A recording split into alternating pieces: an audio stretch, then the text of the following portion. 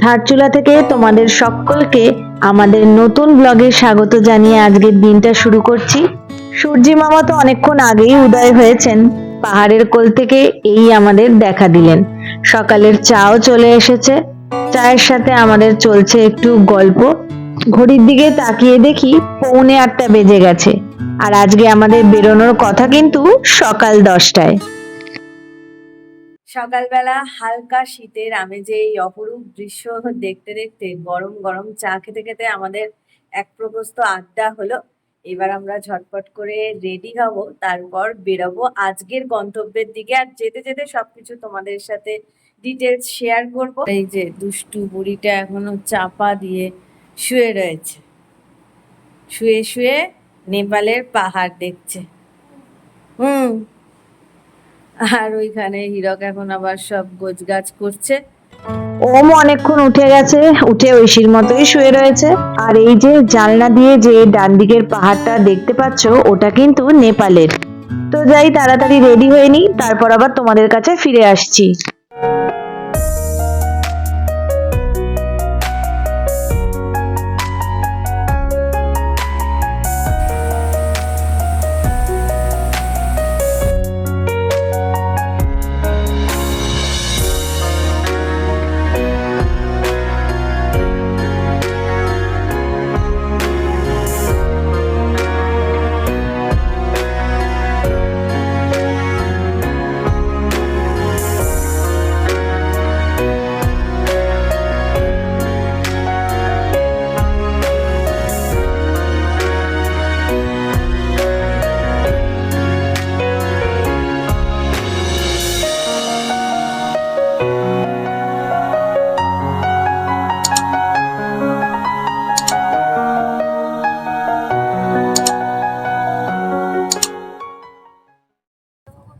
সকাল 9:40 এই আমরা স্নান সেরে নিয়ে একদম রেডি হয়ে ব্রেকফাস্ট করতে বেরিয়েছি। আর কালকে কিন্তু রাত্রির এই রাস্তাটা তোমাদের দেখাচ্ছিলাম, আর ওই গলিটা দিয়ে বেরিয়েই এই সামনেই হলো মেন রোড। এখানে কিন্তু ছোট্ট বাজার বসেছে, হোটেল, হোমস্টে, খাওয়ার অনেক জায়গাও রয়েছে, অনেক রকমের দোকানপাট রয়েছে, ছোট্ট একটা বসতিও রয়েছে। আর এইখানেই কালকে রাতে আমরা খেতে এসেছিলাম, তো বলেইছিলাম আজকে সকালেও আসবো। ব্রেকফাস্টে আমরা নিয়েছি রুটি, মিক্স ডাল আর টক দই। আমাদের গাড়ি একটু পরেই চলে আসবে, তো হাতে একটু সময় রয়েছে, তাই আমরা একটু ঘুরে বাজারটা দেখছি। আর এখানে দেখছি প্রচুর আখরোটও পাওয়া যাচ্ছে, কিন্তু এখন নেওয়ার উপায় নেই, দেখি ফেরার পথে নেওয়া যায় কিনা। আর এই যে আমাদের গাড়িও চলে এসেছে, লাগেজও গাড়িতে অলমোস্ট নেওয়া হয়ে গেছে। আর এই গাড়ি এখন আমাদের সাথে কিছুদিনের সঙ্গী। আগামী দিনগুলোতে আমরা যেখানে যেখানে যাব সেখানের জন্য গাড়ি কিন্তু এই ধারচুলা থেকেই নিতে হয়। গাড়ির ডিটেলস সবকিছু ডেসক্রিপশন বক্সে দেওয়া থাকবে। এখন বাজে 10:30, আমাদের 10টায় বেরোনোর কথা ছিল। যদিও আমরা আজকে একটু মানে রিল্যাক্স ভাবেই রয়েছি, কারণ আজকে জার্নিটা অল্পই রয়েছে। আর আমাদের এখানে পারমিট করারও কিছু ব্যাপার ছিল, যেগুলো আগেই হয়ে গেছে। তো এই ধারচুলায় আবার কিন্তু আমরা সেই 1 সপ্তাহ পর আসবো। হর হর মহাদেব। চলো ভিডিও হচ্ছে, আমি পোজ দিচ্ছি।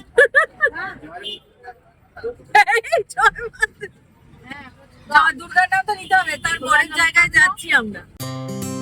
আগের ব্লগেই তোমাদেরকে বলেছি যে আদি কৈলাস আর ওম পর্বত যাওয়ার জন্য কিন্তু প্রস্তুতি পর্ব এই ধারচুলা থেকেই শুরু হয়ে যায়। আর তোমাদের আজকে বললাম এখান থেকেই গাড়ি নিতে হয়, আর পারমিট আর মেডিকেলও এখান থেকেই করতে হবে। পারমিটের জন্য লাগবে সবার আধার কার্ড, 1 কপি করে ছবি, আর কোভিড ভ্যাকসিনেশনের সার্টিফিকেট। তবে বাচ্চাদের কোনো ভ্যাকসিনেশনের সার্টিফিকেট লাগবে না। আর মাথা পিছু 1200 টাকা করে কিন্তু লাগবে। রাস্তার সামনে কাজ চলছে, তাই সব গাড়ি দাঁড়িয়ে পড়েছে। আর ওই দূরে দেখো কালী নদী, আর কালী নদীর ওপারেই কিন্তু নেপাল। ওই যে সরু রাস্তাটা চলে গেছে পাহাড়ের একদম নিচ দিয়ে, ওই সব রাস্তা কিন্তু নেপালের। আজকের যাত্রাপথে এই কালী নদী কিন্তু আমাদের সঙ্গী। আর কালী নদীকে সঙ্গে নিয়েই আমরা এগোতে থাকলাম আজকের গন্তব্যের দিকে। আর হ্যাঁ, তোমাদের তো বলতেই ভুলে গেছি আমাদের আজকের গন্তব্য কোথায়। আমরা যাচ্ছি পিথোরাগড় ডিস্ট্রিক্টের একটা ছোট্ট গ্রাম নাবিতে। ধারচুলা থেকে নাবির দূরত্ব কিন্তু 71 কিলোমিটার। সময় লাগে গুগল আন্টি বলছে 3 ঘন্টার কাছাকাছি, কিন্তু আমাদের ড্রাইভার ভাই বললেন আমাদের একটু বেশি সময় লাগবে। লাঞ্চ ব্রেক তো নিতেই হবে, কিন্তু রাস্তার কন্ডিশন কিছু কিছু জায়গা খুবই খারাপ, তাই যেতে একটু সময় লাগবে। তো চলো দেখি কখন পৌঁছাই, এখনো অবধি তো রাস্তা ঠিকঠাকই রয়েছে।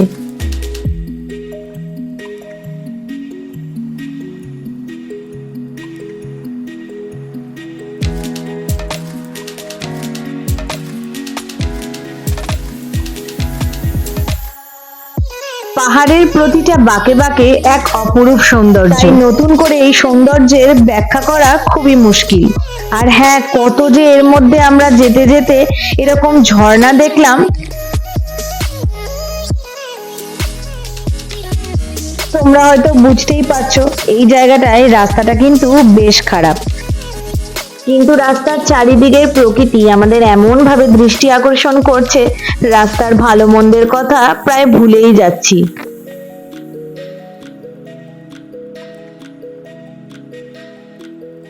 এতটা রাস্তায় এসে যা বুঝলাম, একটা না খারাপ রাস্তা নেই, মাঝে মাঝে এরকম ভালো রাস্তাও রয়েছে, আবার এরকম সরু পাথুরে রাস্তাও কিন্তু রয়েছে। যেতে যেতে হঠাৎই আমাদের গাড়ি তাওয়াঘাট নামে একটা জায়গায় থামলো। এখন তো নবরাত্রি চলছে, এই মন্দিরে পুজো হয়েছে আর সবাইকে ভোগ খাওয়ানোর জন্য ডাকছিল, তাই আমাদের গাড়িও থামলো। আমরা সবাই তাই একটু ভোগ প্রসাদ গ্রহণ করছি। ভোগ প্রসাদ গ্রহণ করে আমরা একটু এদিক ওদিকই ঘুরছিলাম। হীরক বলল এই ব্রিজটার বাদিকেই ধৌলিগঙ্গা, এখান দিয়ে এসে ওইদিকে এইখানে কালী নদী।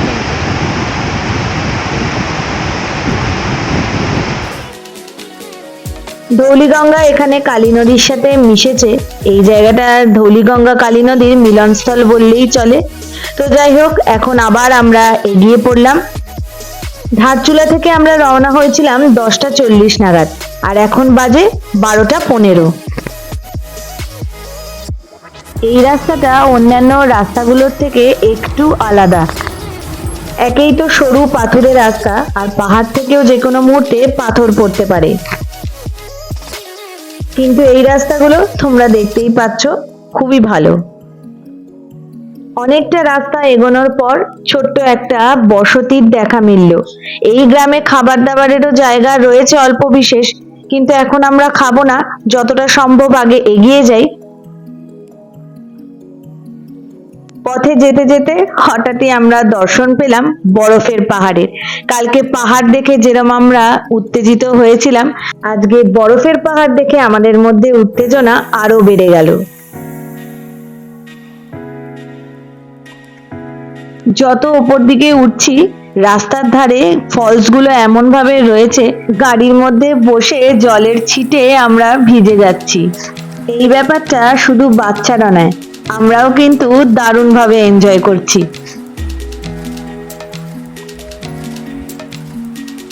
ভালো মন্দ রাস্তার মধ্যে দিয়েই আমরা এক পাহাড় থেকে আরেক পাহাড়, আবার আরেক পাহাড় থেকে অন্য এক পাহাড়ের রাস্তা দিয়ে আমরা এগিয়ে চলেছি আমাদের গন্তব্যের দিকে। এতক্ষণ তো ভালো রাস্তার মাঝে মধ্যেই আমরা পাথুরে সরু রাস্তা পেলাম, কিন্তু এখন এই যে রাস্তাটা আমরা দেখতে পাচ্ছি, এই রাস্তাটা কিন্তু একদমই কাঁচা মাটি। এই রাস্তা ধরেই কিন্তু এখন আমাদের ওপর দিকে উঠতে হবে। তোমরা যারা এখানে আসার প্ল্যান করছো বা এখানে আসতে চাও, আমি তাদের জন্যই কিন্তু রাস্তা যতদূর সম্ভব ডিটেলস শেয়ার করছি, যাতে তোমাদের একটা আইডিয়া হয়ে যায় যে রাস্তার কন্ডিশন কিরকম রয়েছে। আর এই দেখো সামনে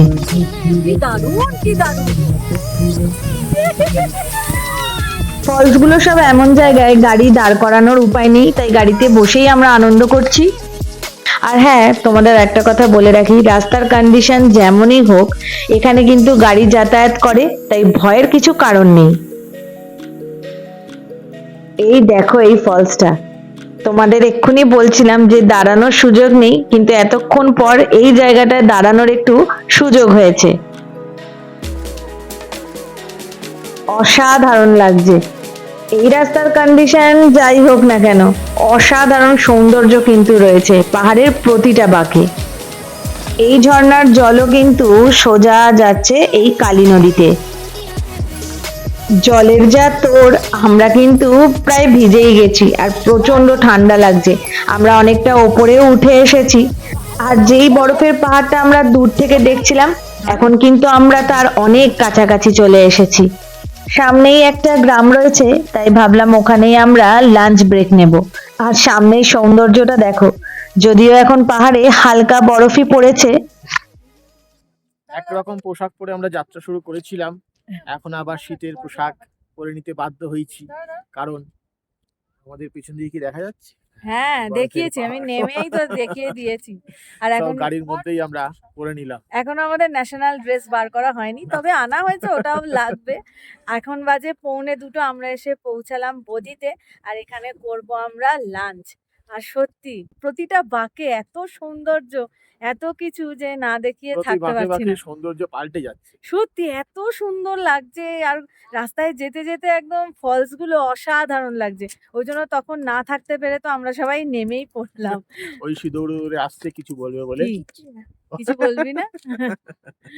ও চল, এখানে তো বরফের পাহাড়গুলো আছে। চলো। এই হলো বদিগ্রামের চারিদিকটা, এত সুন্দর। আর এই বদিগ্রাম শীতকালে কিন্তু বরফে ঢেকে যায়। লাঞ্চে কি খাওয়া দাওয়া করব সেসব বলে দিয়েছি। হাতে একটু সময় রয়েছে, তাই আমরা হেঁটে একটু এদিক ওদিক ঘুরছি, চারিদিকটা দেখছি। এই অসাধারণ। বরফের পাহাড় দেখে আমরা এত উত্তেজিত, হীরক বলছে এরপরে সারাক্ষণ পুরো বরফে মোড়া পাহাড়ই আমরা দেখবো। এইখানে আমরা এখন লাঞ্চ করব, চলো। বাহ কি সুন্দর জায়গাটা, ছোট্ট মতো। পাহাড়ে এরকম ছোট ছোট গ্রাম, এখানকার পরিবেশ আমার ভীষণই ভালো লাগে। এটা নাকি একটা হোমস্টে, এখানে খাবার দাবারের ব্যবস্থাও যেমন রয়েছে, থাকারও কিন্তু ঘর রয়েছে। এই বদিগ্রামে যেখানে আমরা খাচ্ছি, এখানে কিন্তু মেনু ফিক্সড। প্রত্যেক দিন ওরা 70-80 জনের মতো রান্না করে। আমরা শুধু ডিম ভুজিয়াটাই বলেছি বানাতে, নইলে ডাল সবজি ওদের এই মেনুতেই থাকে। আর ডিম ভুজিয়ার পাশাপাশি আমাদের সাথে চিপস ছিল, তো ওটাও নিয়ে নিয়েছি। দুপুর 2:05 আমাদের খাওয়া দাওয়া কমপ্লিট। আর সামনে সোজা যেই রাস্তাটা রয়েছে, এখন এই রাস্তাটা ধরেই আমরা এগোবো। আর এই রাস্তার একটা বিশেষত্ব রয়েছে, এখানে 32টা বেন্ড রয়েছে। এই যে এই বেন্ডগুলো হচ্ছে টোটাল 32টা বেন্ড ক্রস করে আমরা পাহাড়ের ওই চূড়ায় যাব, তারপরে এই পাহাড়টার পিছন দিকের পাহাড়ে চলে যাব।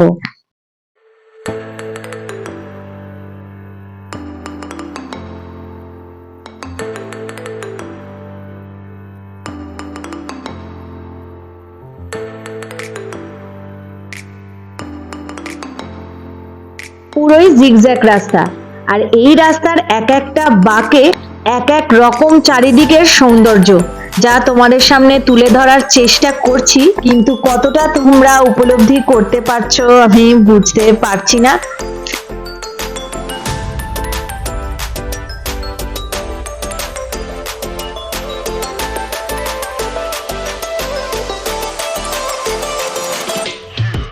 এক এক সময় নদীটা আমাদের খুব কাছে চলে আসছে, এক এক সময় দূরে হয়ে যাচ্ছে, এক এক সময় এই বরফের পাহাড়গুলো এত ভালোভাবে দেখা যাচ্ছে, এক এক সময় আবার বরফের পাহাড় অনেক দূর হয়ে যাচ্ছে।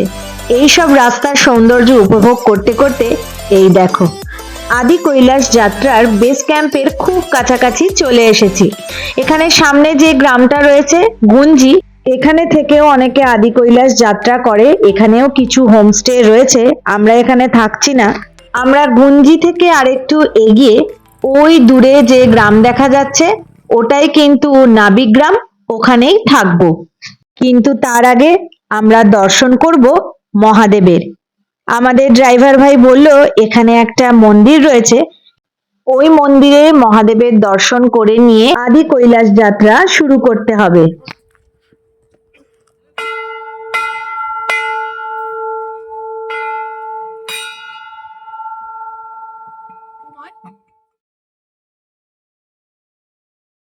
চলো আগে দর্শন করে নি, আর যদি ফটো বা ভিডিও অ্যালাউ করে তাহলে অবশ্যই তোমাদেরকেও দর্শন করাবো। এত দূর এসে আমরা তো দর্শন করবই, তোমাদেরকেও দর্শন করাতে পারবো। এখানে ভিডিওগ্রাফি, ফটোগ্রাফি অ্যালাউ। মন্দির থেকে বেরিয়েই সামনের ভিউ ঠিক এই রকম।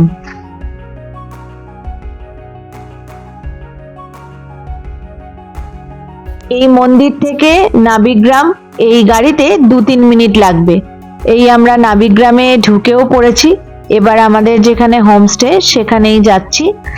নাবিগ্রামে থাকার জন্য বেশ কিছু হোমস্টে রয়েছে। বিকেল এখন 4:10 আর গাড়ি থেকে নেমেই দেখো এই পাহাড়টা কিন্তু নেপালের। দূর থেকে আমাদের হোমস্টে তো এক ঝলক দেখেইছি। এখানে আবার ডান দিকে দেখছি আর একটা হোমস্টেও তৈরি হচ্ছে। এই আমাদের অতিথি হোমস্টে। হোমস্টের ডিটেলসও কিন্তু ডেসক্রিপশন বক্সে দেওয়া থাকবে, তোমরা অবশ্যই চেক করে নিও। নিচে আমরা 2টো রুম নিয়েছি আর এই সব রুমগুলোই কিন্তু এরকমই বড়। রুম খুবই পরিষ্কার পরিচ্ছন্ন। এক একটা বেডের সাথে তো লেপ কম্বল দিয়েইছে অনেকগুলো করে, এক্সট্রাও কিন্তু দিয়েছে, মানে ঠান্ডাটা কিরম হবে বোঝাই যাচ্ছে। তবে এখন লাইটটা একটু কম, ওই জন্য হয়তো দেখতে তোমাদের একটু অসুবিধা হতে পারে। ওয়াশরুম ওয়েস্টার্ন স্টাইল, কিন্তু গিজার নেই, জলের ফোর্স ভালো, তবে গরম জল পাওয়া যায়, গিয়ে নিয়ে আসতে হবে। আর রুম থেকে বেরিয়েই এই সামনের ভিউটা দেখো। এখানে এসে হীরক জানালো যে এখন 0 ডিগ্রি চলছে আর রাত্রে মাইনাস হয়ে যাবে। আমরা সবাই শীত বস্ত্র সব পরে নিয়েছি, এখন উলিকট সোয়েটার এই সব পরে নিয়েছি। এখন বিকেল 5টা, এখন সবাই খাবো আমরা চা খেতেই আমাদের ডাকছে। এইটা হলো ডাইনিং। আর ডাইনিং থেকে সোজাসুজি তাকালে এই ভিউটা। ডান দিকের এই ঘরগুলো এখনো তৈরি হচ্ছে আর আমরা তো রয়েছি বাদিকে। আর এটা সোজাসুজি এন্ট্রান্স যেখান দিয়ে আমরা ঢুকলাম। তো চলো আগে চা খাওয়া যাক, তারপর একটু বেরিয়ে এখানে আশপাশটা ঘুরে দেখবো। এই হলো আমাদের হোমস্টে ডাইনিং। আর ডাইনিংটা এত কোজি আর খুব গরম, তো মনে হচ্ছে এখানেই বসে থাকি। সত্যি হঠাৎ করে কিন্তু অনেকটাই উপরে উঠে এসেছি, ঠান্ডাটাও বেশ লাগছে। এখানকার হোমস্টেতে কিন্তু কোনো লাঞ্চের ব্যবস্থা নেই। সবার জন্য ইভিনিং টি, বিস্কুট, ইভিনিং স্ন্যাক্সও কিছু দেওয়া হয় না, কারণ ওই টাইমটা সবাই ডিনারই করে নেয়। আর ডিনার তো অবশ্যই দেয়, আর সকালের ব্রেকফাস্ট। চলো এবার পায়ে হেঁটে নাবিগ্রামটা ঘুরে দেখা যাক। কি সুন্দর দেখো এই বাড়িগুলো। এগুলো কিন্তু এখানকার সব ট্র্যাডিশনাল বাড়ি। এই দেখো গাছে সব আপেল হয়ে রয়েছে।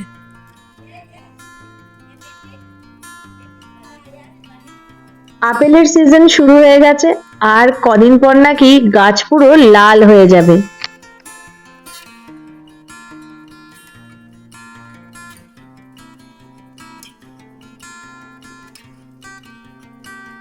এই গ্রামের গলির মধ্যে দিয়ে এখন আমরা হেঁটে চলেছি, কিন্তু আমরা কোথায় যাচ্ছি জানি না। হেঁটে হেঁটে দেখি এই রাস্তাটা কোথায় নিয়ে যায় আমাদের। গ্রামের যত ভেতর দিকে ঢুকছি ট্র্যাডিশনাল এই ঘরগুলোই দেখতে পাচ্ছি, আর কি সুন্দর লাগছে। এদিকটাতে আসতেই নবরাত্রির গান, ঠাকুরের যে পুজো হচ্ছে সেই মন্ত্রপাঠও শুনতে পাচ্ছি, কিন্তু মন্দিরটা কোথায় সেটা এখনো খুঁজে পাইনি। আর এই দেখো আর একটা কি সুন্দর ট্র্যাডিশনাল বাড়ি। দূরে আমরা যেই ভ্যালিটা দেখতে পাচ্ছিলাম এতক্ষণ, তো ওদিকেই যাওয়ার চেষ্টা করছি। তো নাবিগ্রামের গলি থেকে বেরিয়েই মেন রোড, আর মেন রোডের ওপারেই এই সুন্দর ভ্যালি। আর এই ভ্যালির নাম ব্যাস ভ্যালি, আর এই ভ্যালির ওপরেই কিন্তু নাবিগ্রাম অবস্থিত। নাবিগ্রামের উচ্চতা সমুদ্রপৃষ্ঠ থেকে 10,500 ফিট। এখানকার বেশিরভাগ মানুষই চাষাবাদ করে, তাই এখানে প্রত্যেকটা হোমস্টেতে অর্গানিক খাবারই পাওয়া যায়। প্রধান জীবিকা এখানে চাষাবাদ হলেও চাষাবাদের পাশাপাশি এখন এখানে প্রচুর হোমস্টে খোলায় জীবিকার আর একটা নতুন দিক দেখা যায়।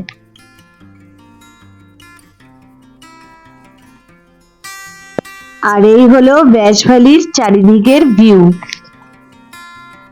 আমাদের হোমস্টে ওই দূরে দেখা যাচ্ছে একটু আধটু, আর ওইদিকে হচ্ছে পুরো নাবি ভিলেজ। আর এখানেও আমরা দেখতে পেলাম এই ভ্যালির উপরেও থাকার ক্যাম্প করা হয়েছে, এখানে সবই টেন্ট।